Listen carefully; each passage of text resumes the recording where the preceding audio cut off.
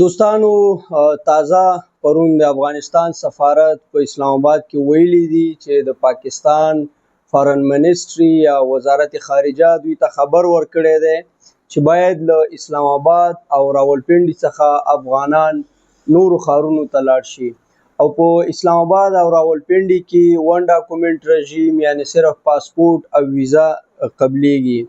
له دې څخه مخکې د افغان مهاجرینو چې کوم نمایندګان دي هغوی د یونیسیار د مسؤلینو سره غونډه وله. په هغې کې هم موږ ته د یونیسیار چې کوم مسؤلین دي هغوی دا وویل چې سټیټ موږ ته دا خبر راکړی چې زموږ پالیسي چینج شوې ده او دې نه پس افغان مهاجرین نشي کولی چې هغه په اسلام آباد او راولپنډي کې ژوند وکړي. نو دوی ته پکار دا دی چې له اسلام آباد او راولپنډي څخه نورو ښارونو ته لاړ شي. اوس په دې باره کې حکومت هم خپل بیان نشر کړی دی، یونیسیار هم په خپل سوشل میډیا باندې خبر نشر کړی، سفارت هم دا خبره کوي چې موږ ته ویل شوي دي چې باید افغانان له اسلام آباد او راولپنډي څخه نورو ښارونو ته لاړ شي. نو دلته افغانانو سره ډېرې اندېښنې دي، د دوی کار روزګار دی، دلته کورونه دي. حتی تېره ورځ یو کس د خپل کور ته انځورونه رالیږلي وو چې دا کور موږ دلته په 2 کروړه روپیو باندې جوړ کړی دی او اوس دا په نیمه بیه خلک غواړي. همداشان نور دلته د خلکو سل مسایل دي او په داسې کم وخت کې د دې خلکو له اسلام آباد او راولپنډي څخه ستنول دا یو ډېر غټ چیلنج دی. ورسره 13 د جون را روان دی، کم پیوار کارډ لرونکي چې دي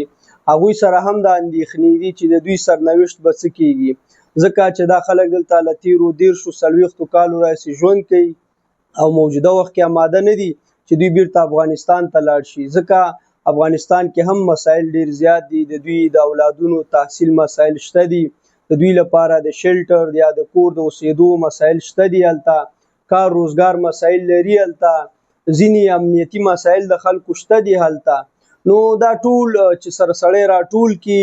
دې نتیجې ته رسیږي چې واقعا افغانان په یو ډیر سخت وخت کې قرار لري. او موږ تاسو ولیدل دا تېره ورځ په ایران کې داسې افغان مهاجرین په کانټینر کې مړه شوي ول. یعنی که چیرې افغانان مجبوریږي چې افغانستان ته بیرته لاړ شي، دوی یورپ خواته ځي اللیګل یا غیر قانوني، ایران ته ځي، ترکیه ته ځي، اروپا ته ځي او د دوی هغه ژوند بیا یو چیلنج سره مخ کیږي. نو په کار دا ده چې دوی ته اجازه ورکړل شي چې یو څه وخت لپاره دغه نوی حکومت چې کوم په افغانستان کې راغلی دی دې سره دغه چې کوم نړیوال روابط دي یا انټرنیشنل ریلیشنز دي